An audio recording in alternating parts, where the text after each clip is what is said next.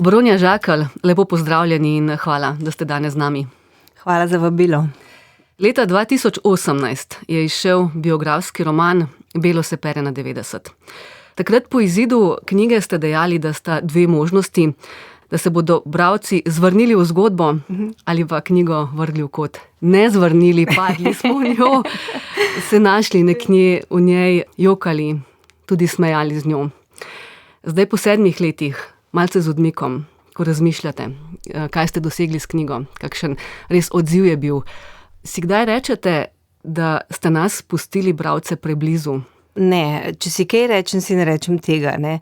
Ker mislim, da vse skupaj nima smisla, če ne hodiš do roba. Ne, da se zvrneš čez, ampak da iščeš neko tisto tanko linijo, a ne, iskrenosti, ker brez tega, jaz mislim, da pisanje, vsaj tako pisanje, torej avtobiografsko, a ne, pisanje, jaz sem pisala v svojem življenju, v življenju svoje družine, praktično ne bi imelo smisla, ne.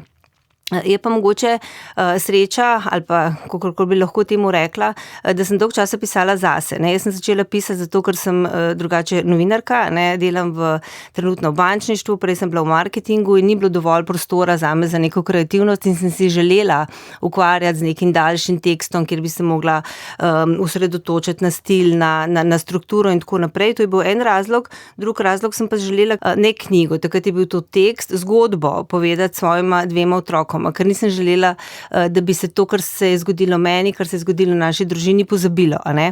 Tako da sem pravzaprav ves ta čas pisala neobremenjeno, popolnoma neobremenjeno, brez filtrov, brez zadržkov, brez cenzur. In brez misli, kaj bo rekel nekdo drug, a ne. In zato sem si v bistvu tudi, da tako rečem, pustila, kar se mi zdi zelo pomembno pri pisanju nasploh, ne, ranljivost brez sramu, ne. No, ko je pa prišlo do tega, da to nekako ne bo samo tekst, ki bi ostal v predalu, a ne, me je pa majčkeno zaskrbelo, to moram reči, no.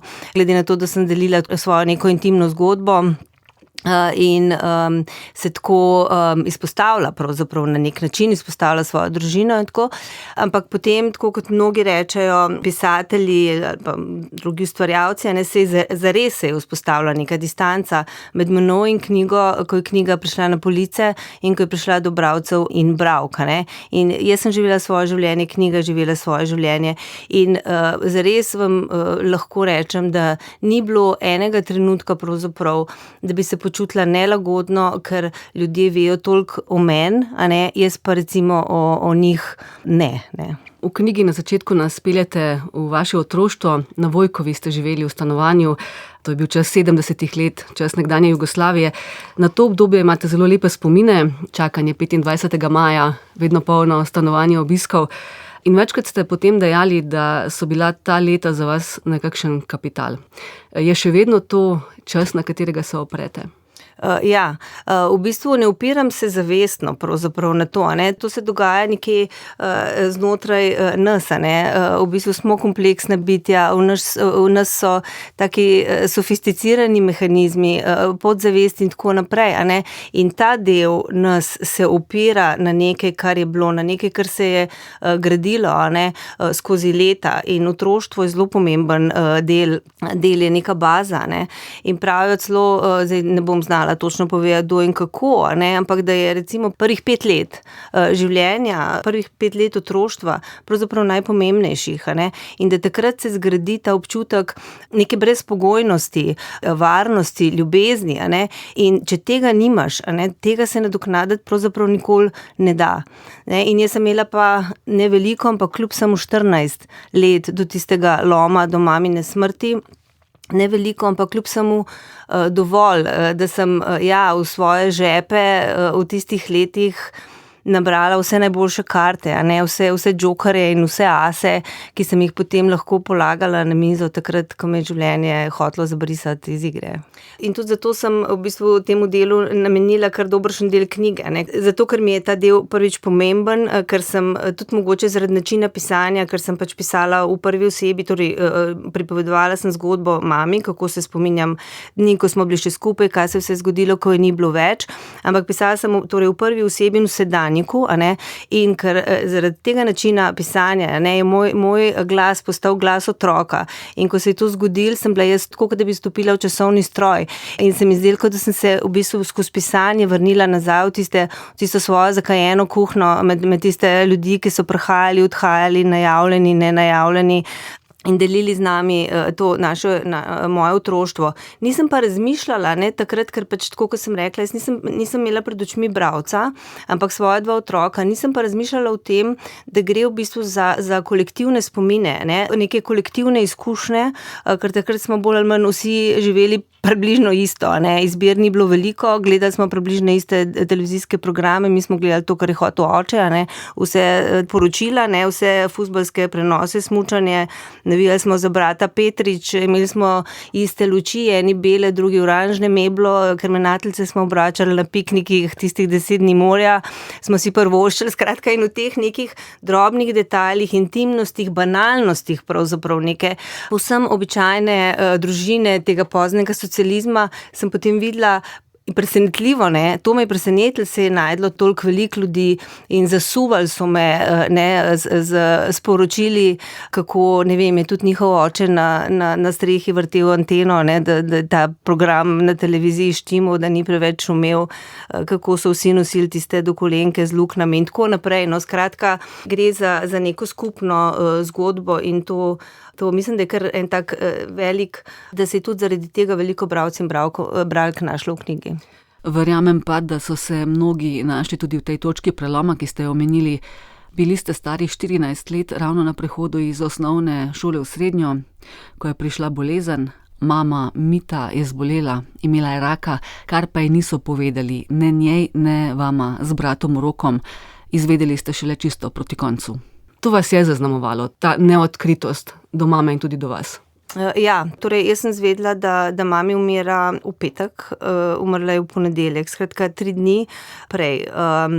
In to prekrivanje resnice pravzaprav, me je zelo globoko zaznamovalo. Ne v tistem trenutku, ko se je to zgodilo, takrat sem bila še premlada, se pravi, kot se rekli, stara sem bila 14 let, ampak kasneje je to vprašanje resnice zame postalo zelo pomembno, zlasti takrat, ko sem potem jaz zbolela, Torej, ja, mami so rekli, da ima ulkus, imela je pa karcinom želodca v terminalni fazi, tako so mi vse rekli kasneje in kasneje so mi tudi rekli, da so se odločili, da resnice ne bodo povedali, ker so menili, da moja mami take resnice ne bi prenesla.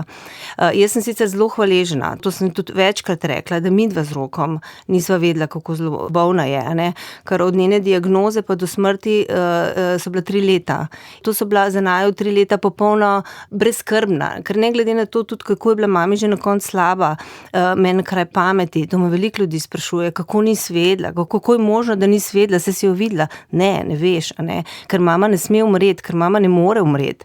In ne glede na to, kakšna je bila recimo v zadnjih tednih, mene kraj pameti ni padlo, da se lahko kaj takega zgodi. Skratka, to sem hvaležna. Problem pa je prekrivanje resnice, ki pač ne glede na to, s kakšnimi dobrimi nameni je bila izrečena, gre za laž, In, a veste, mami, je bila res mil karakter, imela nekaj otroškosti v sebi, bala se je raka, tega se spomnim, bala se je bolezni, ampak, a veste, nihče ne ve, niti zase ne veš, kako boš odreagiral, če ti bodo sporočili neko tako diagnozo, kaj šele, da bi ti lahko odločil, kako bo odreagiral nekdo drug, In jaz mislim, da je tukaj bolj kot zaščitenje mami pravzaprav šlo zaščitenje tistih, ki bi mogli to resnico povedati, Ker jaz mislim, da je težje v resnici nekomu, ki ga imaš tako zelo rad, povedati, kako zelo je bolan, kot to slišati,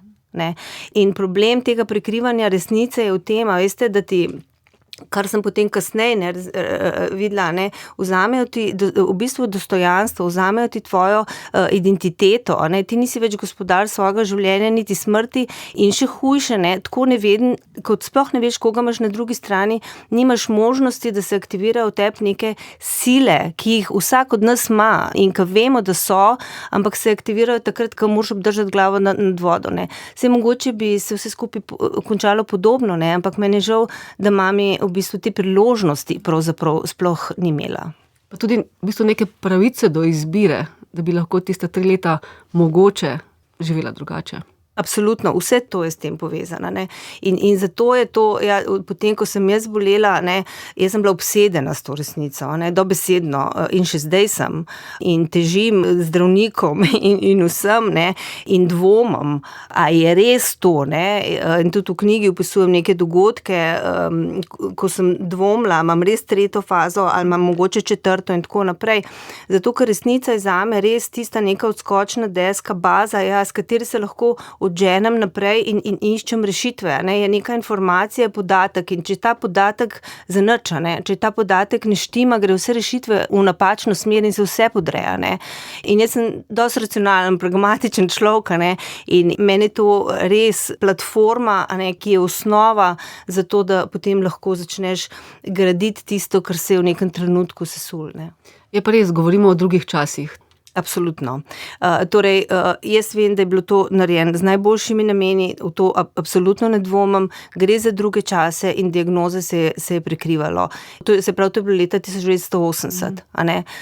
Vem, da se je prekrivalo, danes jaz mislim, da bi se kaj takega zelo težko zgodilo, no. Rak je bil tabuizirana, ne, tabu tema, še bolj neprimerno, bolj kot sedaj. Še danes pač je, ne, diagnoza rak je prekrita z neko grozo smrti, je premalo reflektirana, ampak ne primerno bolj, kot je bilo v tistih časih. Saj, ko sem jaz bolela, recimo potem kasneje, 89, veste, takrat itak ni bilo niti, mislim, itak teh internetov pa tako naprej, sem iskala informacije, sem vse hotela vedeti, ne, kaj z mano, kako bo šlo, ta Hodgkinov limfom in tako naprej. In sem prva stvar, vpisala sem se v knjižnico na medicinski fakulteti in brala tiste knjige in sem šla tudi v konzorcij, ne, v konzorcij, a imate kaj o raku, jaz imam raka, a imate kaj o raku, kaj tazga, da bom, ne, si znala razložiti in tako. Ona me prodajalka gledala in potem je privlekla neko knjigo, tako veliko, belo, in s tako mastnim, debelim tiskom je pač bil gor naslov, ne, in je čisto zelena in mi dala tisti in je rekla, samo tole imamo, rak in smrt, ne, pa me tako gleda. In jaz pogledam, sem rekla, ne piše rak in smrt, rak ni smrt, piše, ne. In ja, seveda, oprostite, rak ni smrt, ma seveda, da ni smrt, ne, kako sem pa. No, skratka, to je bilo urojeno nekje, a ne, v nas in ta enačaj je obstajal, rak in smrt, ne. In tukaj še takih dogodkov nima časa, ampak tega zdaj ni v taki meri, ne. Ljudje se še vedno, jasno, ni fajn slišati, ne, niti slučajno, zdaj odvisno spet, katerega raka imaš, a ne, ampak vseeno ta enačaj se je malo zrahljal, ne. Po mamini smrti je pri vas doma obveljalo pravilo tišine, o smrti, o mami se ni govorilo, oče se je zelo zaprl vase, ampak če ni besed, ni žalovanja in tudi to potem nekje ostane.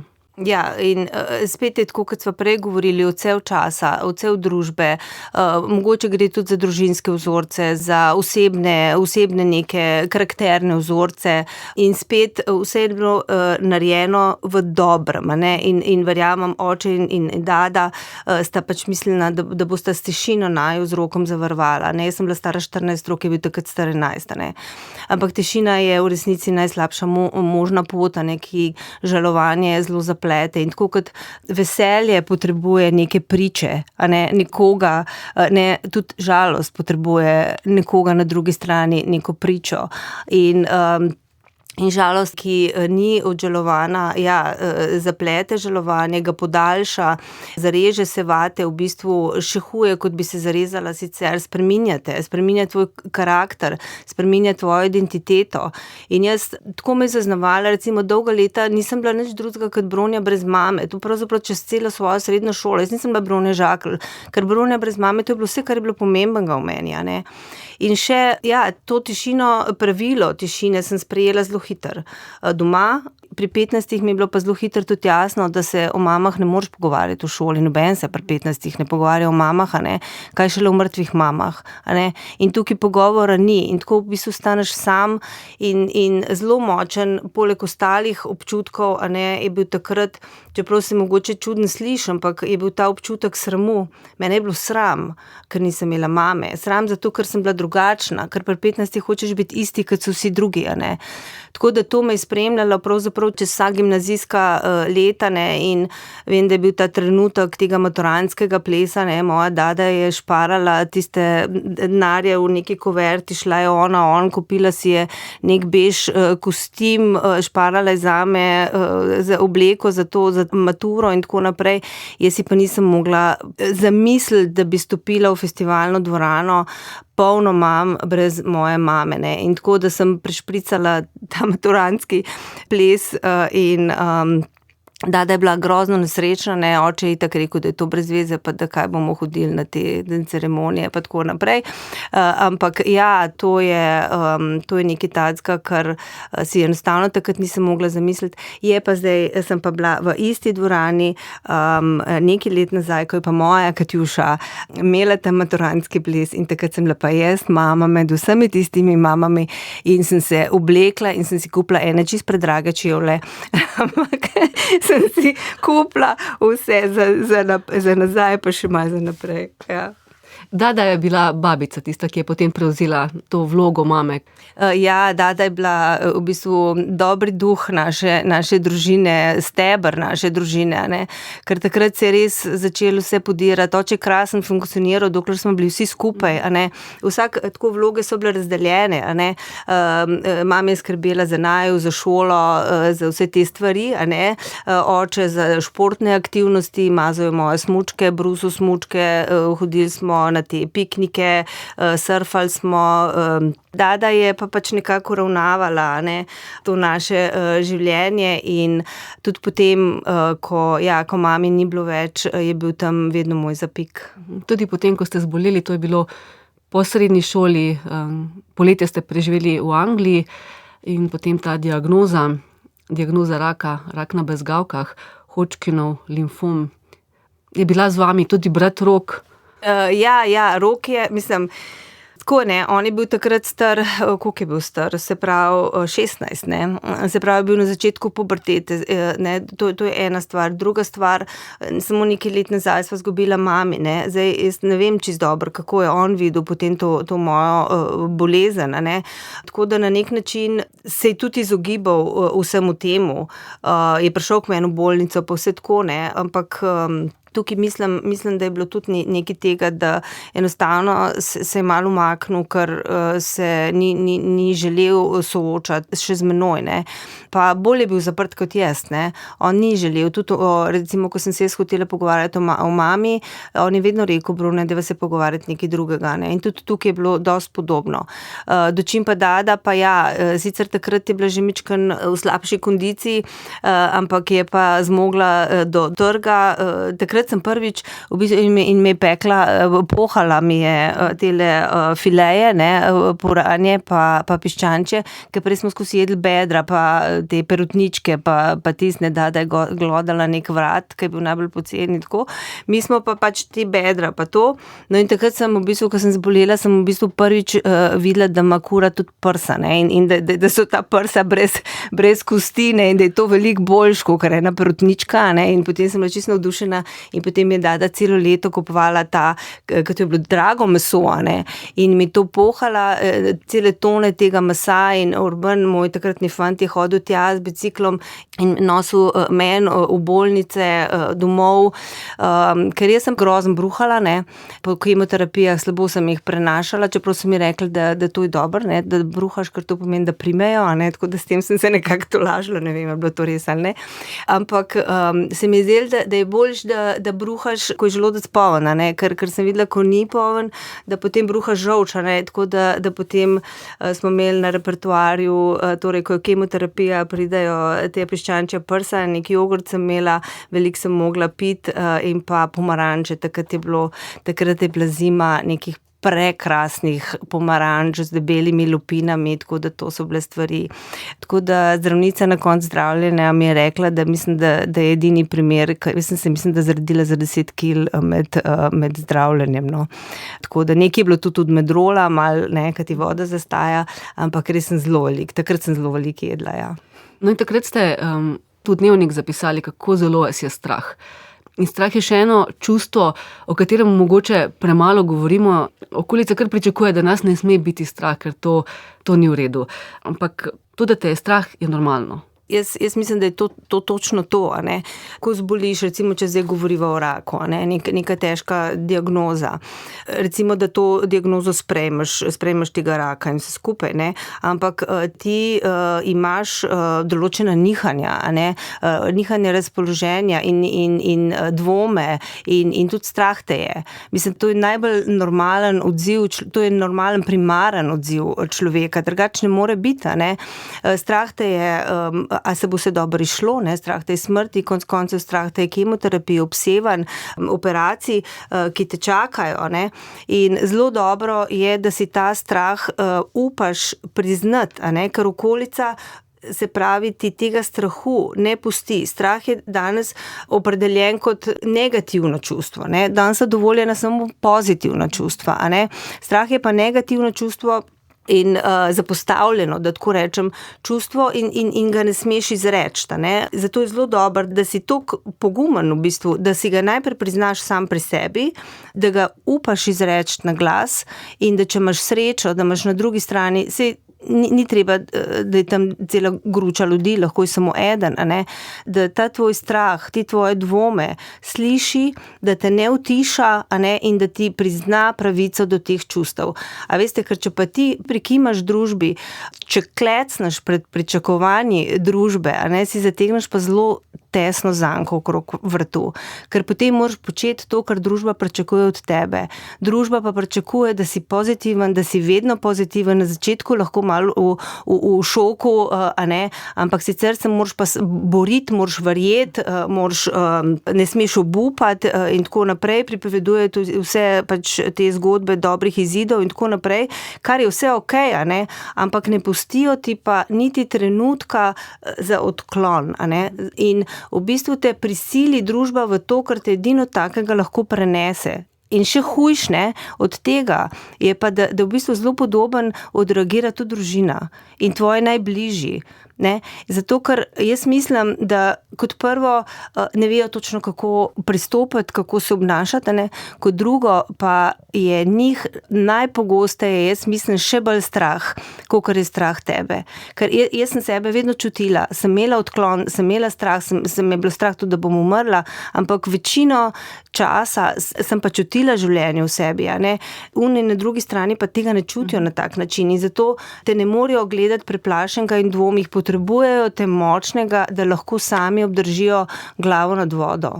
In to, saj bo vse v redu, je običajno bolj namenjeno tistemu, ki to reče, ne nekomu, ki je morda bolan, ker prepričuješ sebe v bistvu. Točno to. To so v bistvu tolažbe, v resnici, ja, namenjene tebi, ampak to gre za tolažbe, ja, tistih, ki te besede izgovarjajo, ne.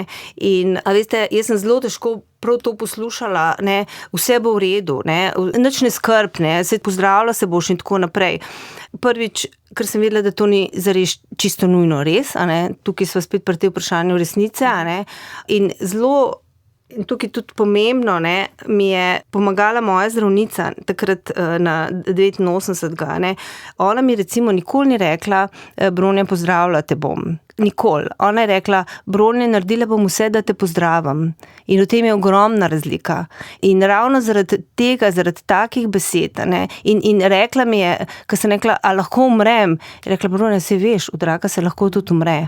In to ne pomeni, da sem jaz zdaj, ko je bilo to podeljeno, ne, je bilo meni v resnici lažje. Saj ljudje smo pa različni, to je pa treba povedati, a ne delujemo vsi na enak način. Ampak jaz sem pač očitno to potrebovala, zdravnica je bila tam iskrena z mano in vzpostavil se je nek odnos, ki je nujen v takem procesu zdravljenja, a ne, ker to ni enkraten dogodek, gre za odnos, ko potrebuješ nekoga na drugi strani, ki mu brezpogojno zaupaš, da greš v neke postopke, takrat, ko dobesedno ne moreš več niti kozarca do svojih ust prinesti, ne. Da veš, da ja, je treba dobiti še eno dozo, je treba se odpeljati na ne vem, na obsevanje, takrat je potrebno to zaupanje med zdravnikom in bolnikom in ja, jaz sem do zdaj imela tako srečo, da sem vedno imela na drugi strani nekoga, ki sem mu res zdravnike, ki sem jim praktično brezpogojno zaupala. Ljudje smo različni, kot ste rekli.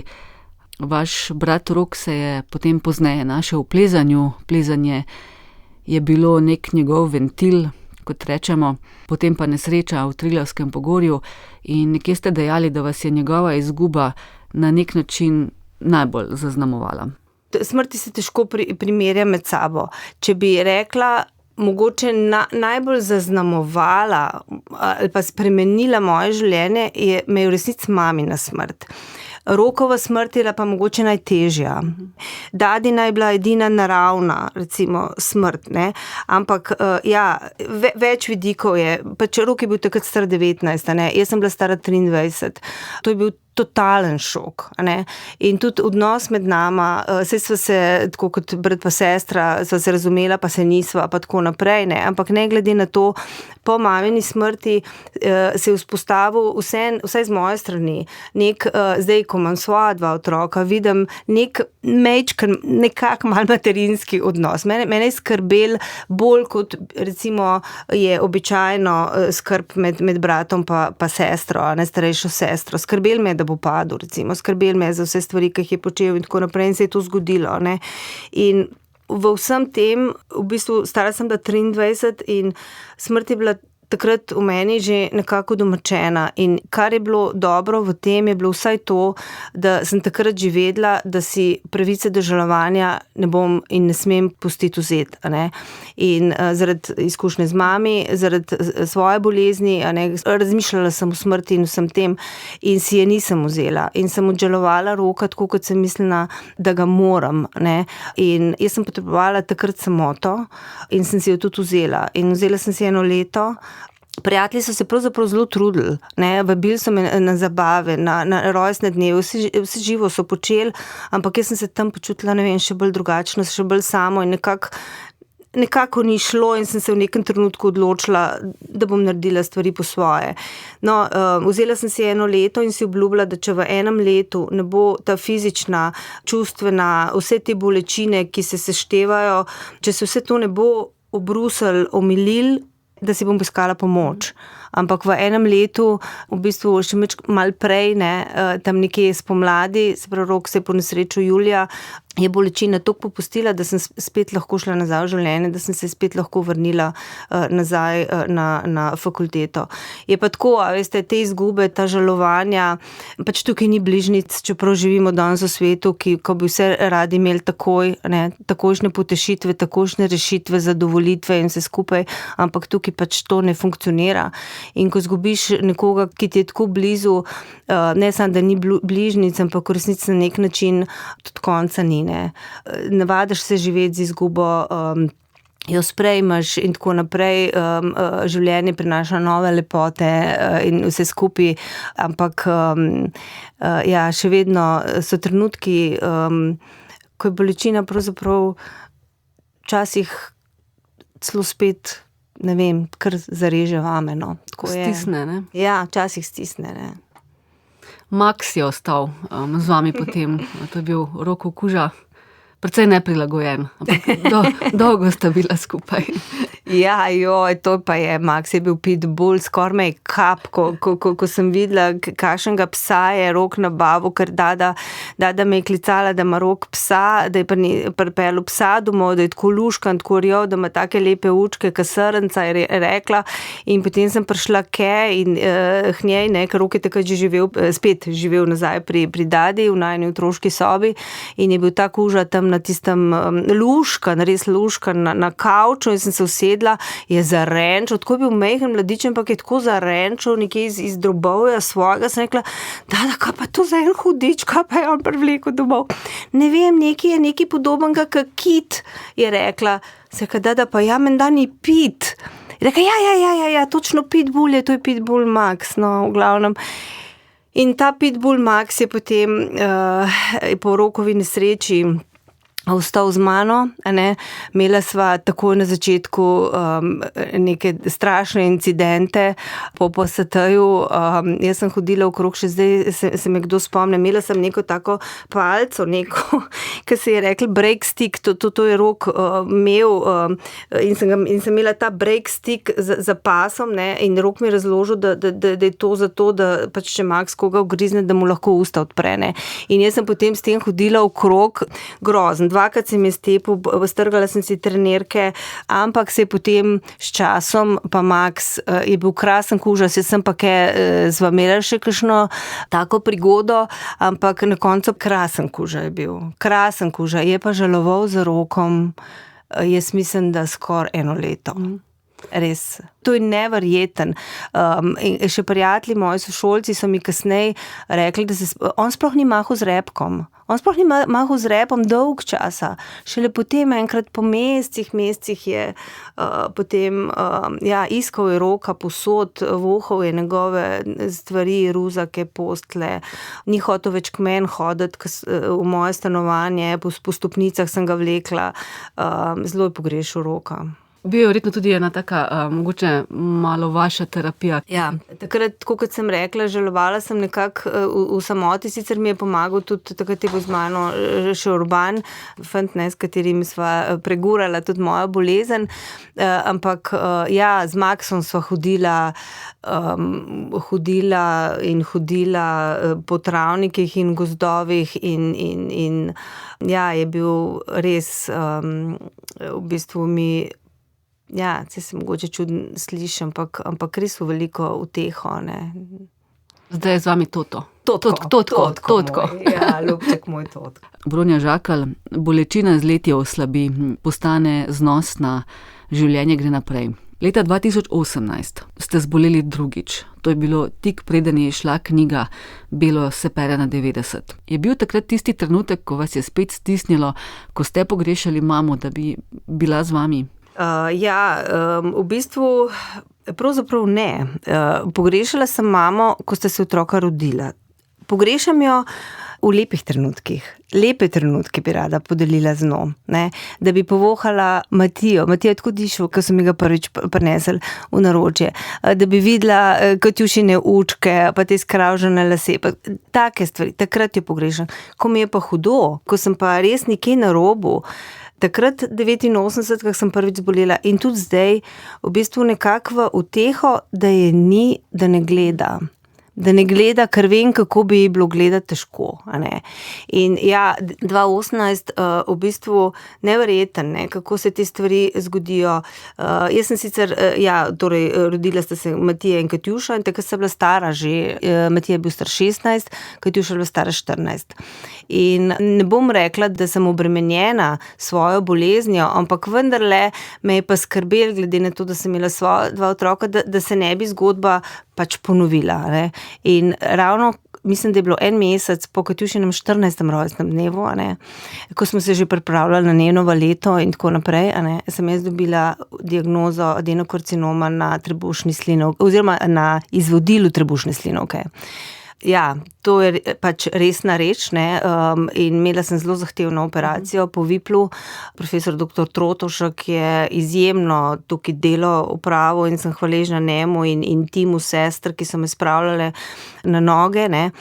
Kar pa bi mogoče rekla, da je to, kar me je recimo plašilo prej, to, kar sem prej rekla, da sem se bala, da se bo kaj takega zgodilo, ne, da me je preganjalo, pa sem vsak dan na to mislila, ampak vse je bilo nekje v ozadju, ne, je potem, ko se je to zgodilo, ne, sem spet, tako kot prvič, sprejela to diagnozo, to resnico tega raka takoj, praktično takoj, a ne, in ker sem to naredila takoj, sem se takoj lahko usmerila v bistvu naprej spet v iskanje rešitev. Profesor Trotoška sem mu malo zvijala roke, a ne, koliko imam šans, koliko je procentov, koliko je gor dol, a ne. Ko sem videla, ko sem imela spet to nekako bazo postavljeno, pač da sem se lahko usmerila naprej. Bili so grozni dnevi, ne, ta operacija res strašna, prvih teden dni, 10 dni, ne vem, kako sem preživela okrevanje, ki je trajalo potem mesece, enako, res zahtevno, ampak držalo me je po koncu več stvari, ne, ena izmed njih gotovo ta, da moja Katjuša ne bi sama hodila iskat po trgovinah obleko za valeto, tako kot sem šla sama jaz, a ne. Matija je bil takrat star, ko sem rekla 16, takrat je plaval, treniral je plavanje, nisem si želela zamuditi njegovih tekem in pa čakal me je izid knjige jeseni in želela sem si ne samo dočakati ta izid moje prve knjige, ne, ampak želela sem si ga dočakati fit in na nogah, no. Pol leta sem se sestavljala, ampak sem se sestavila potem do tistega septembra in proslavila ta izid tako, kot je treba take stvari proslaviti. Ste pa rekli, to je bila ne grozno, to je bila pošastna operacija, ki ste jo takrat dali skozi. Vas je kdaj preganjalo vprašanje, zakaj spet jaz? Kaj delam narobe? Ne. Takrat prvič, 89, sem imela hipe, ko me je to preganjalo, trenutke. Ja, in sem se počutila zelo nemočno, ne veš, zakaj se je nekaj zgodilo, se pravi, ti nekaj počneš, pa ne veš, kaj je zdaj tukaj narobe, ne. In takrat sem potem tudi spremenila nekaj stvari, recimo po koncu zdravljenja, ne vem, nisem, čeprav imam strašno rada, ne, sem potem nehala jesti tiste pohane zrezke, nehala sem jesti meso, ne, dokler mi ni nekdo prinesel na obisk nekega super pršuta, ne, pa sem šla potem spet nazaj. Takrat sem malo več razmišljala, ne. Zdaj pa pravzaprav ne, mogoče zato, ker sem v vsem tem času od tiste prve diagnoze, jaz sem ves čas na onkološkem inštitutu, Dr. Lona Zadravc Zaletel me spremlja, ker nevarnosti so pravzaprav, oziroma nevarnosti, ne, torej zdravljenje, ki sem ga imela, kemoterapija in obsevanje takrat prvič, lahko med drugim poleg ostalih stvari povzročajo tudi sekundarne karcinome, ne.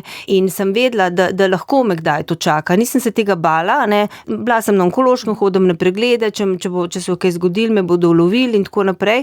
Ampak tako da se v resnici nisem prav zelo spraševala. Jaz mislim, da je to pravzaprav bil zares sekundarni karcinom, ker ta del takrat je bil obsevan, ne, je bil v obsevalnem polju.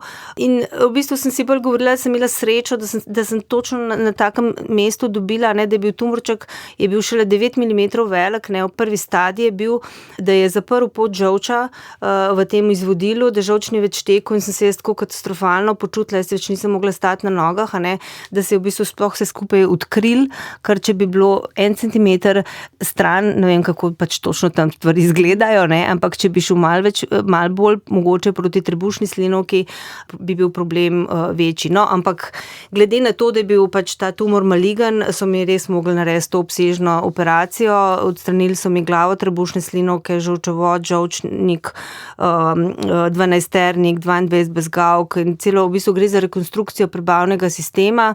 Zelo sem bila zadovoljna, ker mi je rekel profesor Trotošek, želodec sem vam pa pustil, to se mi je zdelo perfekten, v glavnem in no, nisem si pa mislila, veste, pri nas je kar nekaj zdravnikov v družini, a ne, in jaz sem dosti zlahka odhajala nisem imela nekih velikih težav z operacijami, tudi zelo lepe izkušnje sem imela in tako naprej, vse je bilo vse okej. Tokrat mi je bilo pa prvič strah že pred operacijo, ne, ker se mi zdelo, da trebušna slinavka je pa vsem tam nekaj malo bolj zadaj, a ne, in nisem si pa mislila, da je lahko tudi po operaciji tako težko, no, tako da to me je kar tudi psihično, moram reči, sem bila v nekih trenutkih zelo na tleh, ne. In a veste, tako, ker sem prej govorila, kako sem samo čakala za Katjušo Matijeta knjigo in tako naprej, ja, ampak to v prvih nekaj dneh ali pa v prvih, bom mogoče rekla, 10 dneh, ko mi je šlo pa zelo za nohte, a ne, takrat je pa jaz vse naredim za svoje otroke, mislim, vse, ne, to je daleč na vrhu vseh prioritet, ampak zdaj sem mogoče, ne vem, kako bodo to poslušalci razumeli, poslušalke, ampak takrat vedela sem, da sta pri mojem bivšem partnerju, da skrbi bivša tašča za njih, tako da to sem vedela, da je poskrbljen, ampak takrat se sploh nisem ukvarjala z njimi. Vse mi je bilo, kako je šlo Matijetu v šoli, kaj počne Katjuša, gor dol. Ker telo, človek, a ne, očitno avtomatično, a ne, takrat, ko si tok pod vodo, a ne, vse sile usmeriš samo v to, da boš ti v bistvu zdržal iz minute v minuto, iz dneva v dan in odpade vse stvari, ki v tistem hipu niso potrebne in se res zelo zoži tvoj svet na najožje, kar je v bistvu v tebi, ne. Potem se pa pač to, ko se postavljaš na noge, spet vse skupaj malo razširne. Oče vam je večkrat dejal, ko ste bili deklica, da ste trpežni. Naši so trpežni, ja, to je bilo. Ampak takrat, ko ste potem, torej 2018 zboleli, z otrokoma ste govorili o tem odkrito. Tudi oče je takrat se odprl, vam pomagal, ostal ob strani. Ena izmed prvih stvari, ki sem toliko prišla k sebi, da sem prosila svoje domače, da ne razlagajo Matiji in Katjuši, da bom to naredila sama, da točno vem, kako in tudi v bistvu ne glede na diagnozo, v bistvu ne vem zakaj, ne, se to je nek varovalni mehanizem, najbrž ne, meni na kraj pameti ni padlo, da ne bi zvozila, ne. In res, mislim, se to je tako mečkar, ne vem, verjetno je to neka obramba, kakorkoli, ampak takrat se mi zdelo, da bo vse normalno, ne. Čeprav je stric, ki je takrat še delal na UKC-ju in je bil abdominalni kirurg, ne, sem ga gledala, enkrat je prišel, mislim, da je bil naslednji dan po operaciji k meni bel ko stena, ne, ker on je vedel, kaj pomeni ta operacija in kakšni so zapleti lahko v prvih 7 dneh, ne. In sem rekla, Bojan, daj prime za roko, ne, pa me takole prijel samo za ta mazinc, ne, in je tako, v bistvu ves tisti čas je bil tako nenavadno, ne, ampak in šele potem, ko so prišli izvidi, da so tudi vse moje bezgavke negativne, ne, je zaživel, je v bistvu bil popolnoma spet drug tak Bojan, kot ga poznam, skratka, verjela sem, da se bom pozdravila in tako na tak način sem povedala tudi otrokom, imam raka, pač še enega, čaka me to pa to pa to, pomlad ne bo enostavna, težko se bom pobrala, bomo pa skupaj to nekako prefurali. Ona dva sta pa tudi, mi se o tem pogovarjamo doma in pač sicer, ne, in vedela sta, da sem enega raka že preživela in za njiju rak ni smrta, ne. In pač tudi zdaj, ko mi govorita, ne govorita, nikoli mi nista rekla, da sta bila v stiskah, jasno, pa stvari niso brez preostanka, ne, ko sem bila res pač zelo na tleh tam v bolnici, ne, in sem videla enkrat Katjušo, kako se je zatresel hrbet in se obrnila stran od mene v okno, a ne, in pa klicali so me, ko je Matija takrat plaval in so mu jemali kri zaradi nekih pač analiz in me je klicala zdravnica in je povedala, da ima Matija povišane hormone stresa, a ne, tako da ni to tako vse skupaj niti slučajno enostavno, a ne, ampak jaz mislim, da smo relativno dobro šli skozi. Se mi zdi pa zelo pomembno, da sem jaz to povedala, da sem povedala iskreno, da to niste slišali nekje po vogalih, nekih polresnic, ker potem v nekih domišljiji otroka oziroma najstnika, ne, se potem to lahko razraste v neke povsem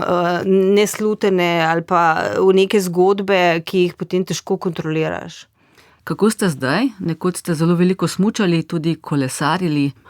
Ta zadnja diagnoza tam je res posekala, ne, kar je pač v bistvu tukaj potem pride problem prebavnega sistema, presnovnega sistema, ne, in enostavno pač nisem več čista. Jaz sem niti na polovici svojih moči nisem. Pa ne glede na to, da jaz se zelo trudim, ne, in hodim na telovadbo, imam eno krasno Nino, ne, ki mi pomaga, kinezologinjo, hodim skozi na onkološko, na to prehrambeno ambulanto, kjer mi svetujejo s prehrano in tako naprej. Delam vse živo, a ne, ampak enostavno, to te pač spremeni in to sem sprejela. Tako kot je, imam neke svoje omejitve, ampak se s tem ne ukvarjam. In tudi ni me v resnici čisto nič ni strah, ampak res vam povem, mi ni strah nobenih ponovitev. Mislim, se bom s tem ukvarjala, če bo prišlo, ko bo, če bo tako. Sem imela pa potem še vmes, ne, od tega še kar nekaj diagnoz rakavih, a ne, ampak na koži. Imela sem še 2 melanoma, ki sta bila k sreči zelo hitro odkrita in tisti mi se zrežejo ven in situ, ne, torej čisto na začetku in pa skozi se mi te bazalno-celični karcinomi nekaj pojavljajo, ampak hodim na preglede, pa tisto pogledajo, pa me izrežejo, pa je 14 dni, pa poberajo te šive, pa gremo naprej. Brunja Žakelj, Belo se pere na 90 je naslov vašega romana in to so bile tudi zadnje besede vam, vaše mame. Upoštevate to? Ni preveč ekološko, ampak kar je belih, še vedno perem na 90, tudi tako mal iz, neke simbolike, ne. Če bi bila možnost, da bi še enkrat nekje srečali mamo, kaj bi ji vi rekli? A kaj bi ji jaz rekla? Če bi jo zdajle srečali. Če bi jo zdajle srečala, kaj bi rekla? da jo nosim s sabo, ne, vsa ta leta, da jo nosim s sabo in da upam, da je ponosna na to, ne samo na to, daleč od tega, mogoče na knjigo ali pa na film, ki tudi na nek način ohranjajo spomin nanjo, ne, da je ponosna na moja dva otroka, v katerih tudi živi en del nje pravzaprav, ne, in tako naprej, tako da ne vem, če bi sploh kaj rekla, po moje bi jo samo objela. Ravno ta spomin, pravijo, da človek vedno umre dvakrat, ko umre zares in potem, ko se o njem ne govori več oziroma ko se o njem ko ni več v naših mislih. Zdaj, vi ste večkrat v intervjujih rekli, da je za vas smrt konec, torej neka ontološka nujnost. S knjigo ste babico, brata, mamo v bistvu naredili nesmrtne. Knjiga ostane, knjigo se bo bralo verjetno čez 100-200 let, druge generacije. Ja. Ampak ste kdaj razmišljali ravno o tem, kako ste jih naredili nesmrtne? Ja, zdaj, to ne vem, 100-200, pa tako, to ne vem, kako bo takrat, ne, ampak o tem nisem razmišljala prej, v bistvu sem pa zdaj razmišljala o tem zadnje čase, ne, da nekako, pač ko nekdo gre, praktično nič več ne moreš narediti, ne, je to konec, ne. Ko si bolan, je cel kup možnosti, poti in tako naprej. Smrt pa je, ja, tisti konec in je v bistvu največ, kar sem še lahko naredila za te vse svoje, ki sem jih imela tako rada in ki so šli, je prav to, ne, da sem na nek način jih ubranila pravzaprav pred pozabo. To je zares največ, kar sem lahko naredila za njih, ne, skozi besede po eni strani in po drugi strani tudi skozi podobe v filmu. In a veste kaj, se mi zdi še, in to so s Katjušo govorili ravno nekaj dni nazaj, pravzaprav kar me je zelo presenetilo, ne. Je bilo, Katjuši si je ogledala film v Sarajevu, ravno tako kot Matija, oba sta ga gledala. In zdaj rekel, veš, mami, da si jaz zdaj v bistvu predstavljam, ne glede na to, da gre za to, torej filmsko zgodbo, like, drugi igralci in tako naprej, mislim, igralci igrajo, ne, in interpretirajo, da mi je zdaj tvoja mami bližji, Rok bližji, da zdaj razumem, da jih imam nekje tukaj noter, ne, in da niso samo neki napisi na marmorni plošči na pokopališču, ki v resnici, a ne, za nekoga, ki ga nikoli ni spoznal, pravzaprav zelo malo pomenijo, ne glede na to, koliko jaz o njih pa pripovedujem, ne glede na to, da je tukaj knjiga, ne, ampak beseda je nekaj, slika je pa nekaj drugega in to se mi zdi tako vredno, no, pravzaprav, da tudi moja dva otroka zdaj na nek način nosita vse te moje, da razumeta, ja, kaj sem imela, ne, in to mi ogromno pomeni. Sta otroka, torej Matija in Katjuša, zdaj sta že študenta. Katjuša študira medicino, Matija je na fakulteti za šport. Preden sta videla film, prebrala tudi knjigo? Ja, Katjuša je dobra bralka, ogromno bere in tudi meni priporoča marsikatero knjigo, recimo Opraviti z jedjem, jaz nisem poznala, mi je ona prinesla domov, knjiga je fenomenalna, ne, in ko je knjiga izšla moja, ne, sem jo jasno takoj prinesla, obema dala, Katjuša se je lotila branja, Matija pa ni strasten bralec, če se tako izrazim, milo rečeno. Zelo malo bere, no in sem ga videla pač, da je knjigo vzel v roko, se tam v posli obrnil in je nekaj bral, sem rekla, Matija, bereš mojo knjigo? Je rekel, mami, berem, sem rekla, kako, in na kateri strani pa si, kako se ti pa zdi? Je rekel, na strani 10, mislim, da je knjiga fantastična, super si to napisala, ampak jaz bom raje počakal na film. Tako da to je bilo v bistvu, mislim, da septembra, se pravi, jaz sem še vročo knjigo pravzaprav iz tiskarne prinesla domov, ampak ni bilo pa potem niti mesec pa pol mogoče, ko je pa res se nekaj začelo dogajati v zvezi s filmom, ko sva se spoznala z Markom in ko je Marko predlagal to pač adaptacijo knjige, ja, v film. Knjigo ste na začetku rekli, ste napisali predvsem za otroka, pa tudi zaradi očeta, da ste skozi knjigo povedali njemu vašo plat zgodbe.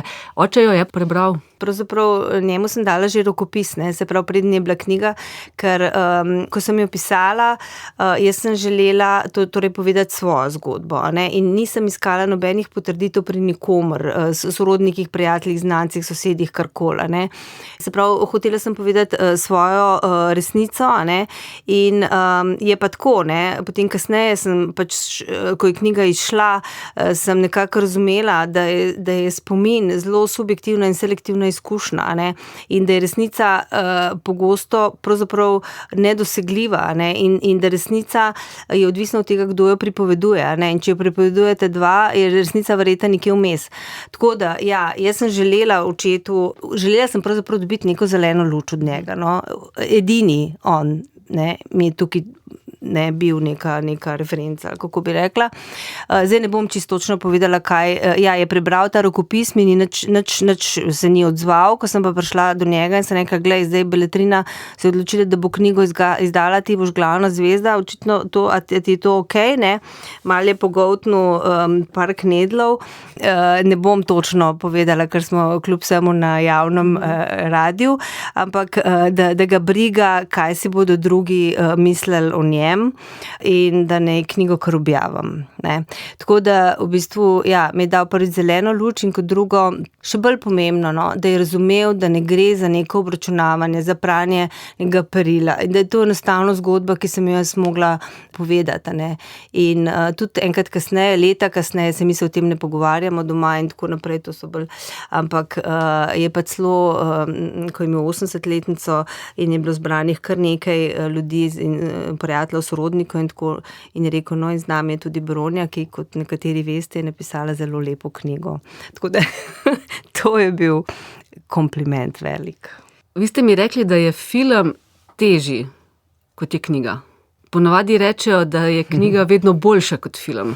V Sarajevu ste bili na premieri, knjigo človek bere sam, v dvorani vas je bilo veliko. Ja, ta Sarajevo me je popolnoma posekal, ne, ker jaz sem film že prej videla, enkrat sem ga že prej videla, ampak sva bila sama z Markom. In tam kljub vsej nelagodnosti, tesnobi in tako naprej, začetni, je po prvih pač teh prizorih ta kepa v mojem grlu razpadla in vse, kar sem čutila, je bil mir, da se je nekaj naredilo dobro ali pa dovolj dobro, da se je vsa ta kolektivni napor ekipe cele, ne, se stavil v nekaj lepega, ne. In s tem občutkom sem šla v Sarajevo, malo so se mi tresle noge, jasno, zaradi vsega skupaj, ja, je bila nervoza in tako, ampak tam v tisti dvorani, ne, tako kot ste rekli, občinstvo, ekipa filma, moja dva otroka, par vrst za menoj, tisto ogromen platen, glasba in vse skupaj. Jaz sem v bistvu se dobesedno razpadla tam na prav faktor, jaz sploh ne vem, kako sem se lahko obdržala na nogah in šele takrat sem začutila v bistvu moč filma, moč slike in vsega, kar film nosi seboj. To je čist nekaj drugega kot beseda. Ne? In udar vate, udar silovito in je emocionalno zahteven, je lep, ampak je emocionalno zahteven. Pač tako, mislim, ne da se z mojega življenja narediti, mislim, mogoče bi kdo drugačen scenarij napisal, kakorkoli, ampak če smo želeli vključiti te glavne dogodke, se dotakniti glavnih tem, a ne, je to tako, ne, kljub vsemu pa nosi v sebi neko sporočilo, svetlo zgodbo, no, konec koncev, kljub vsemu, a ne, da se da, a ne, in da je zmožno, in da je možno, no, ne samo preživeti, ampak tudi živeti, a ne, ker kljub vsemu življenje, ja, kljub vsemu je tako zelo lepo, ne. In jaz mislim, da je to tudi nekako ključno sporočilo filma. Ja, življenje na vse zadnje prinese tudi kak dan ljubezni. Dan ljubezni pa je tudi skladba, ki jo bomo slišali v filmu, in sicer v priredbi Nane Milčinski. Ja, to je bila pravzaprav odločitev, zdaj čisto ne vem točno koga, a je bil tukaj producent Aleš Pavlin, a je bil tukaj Marko Naberšnik. Skratka, Marko si je želel za prizor v filmu, torej Valeta, moja konec osnovne šole, to je trenutek, ko je moja mami še zadnjič pravzaprav z nami, ne, ker nekaj dni kasneje se je poslovila. V bistvu je ta trenutek želel, da je v filmu nekaj posebenega, ne, in se je iskala neka primerna glasba. In potem, ja, so našli skupni jezik z Bernardom Hrušovarjem, in z Nano Milčinski, in ko so mi povedala, ne, da bo ta pesem, jaz sem bila čisto preč, ker in potem, ko sem poslušala, to je bilo že nekaj let nazaj, to priredbo, mislim, se mi je res zelo iskreno dotaknila, ne, in ker res gre za nek trenutek filma, ki je tako dragocen, zaradi tega, ker sem prej pač rekla, ne, ker je bila mami takrat, sploh ne vem, v resnici, kako je zmogla priti na tisto valeto, ker je dneve prej samo ležala, ne, zmogla priti, in to je bil za nas vse en dan ljubezni. Tisti trenutek je bil za nas vse en dan ljubezni, ki nam je takrat vse dal, ampak kmalu skoraj tudi vse vzel, ne. Ker čisto vsega se povzeti ne da, ne, ker ljubezen je vedno tista, ki ostane, ne, ki gre preko vseh meja, preko zadnjega diha, preko vsega časa in tudi preko smrti. Brunja Žakelj, hvala vam za ta pogovor. Za to, da ste napisali knjigo Belo se pere na 90, za iskrenost, ki ste jo delili z nami v knjigi, tudi v tem pogovoru, in verjamem, da tudi v filmu. Hvala, v veliko veselje mi je bilo. Hvala.